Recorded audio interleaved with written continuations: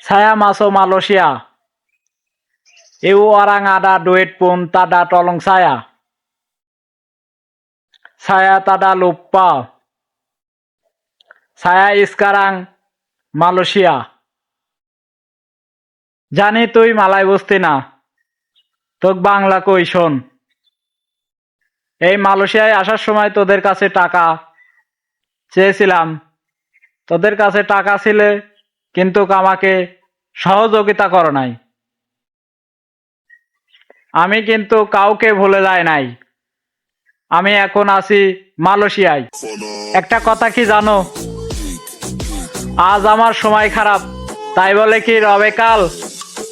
শূন্য পকেট বেকার জীবন থাকবে কি আর চিরকাল?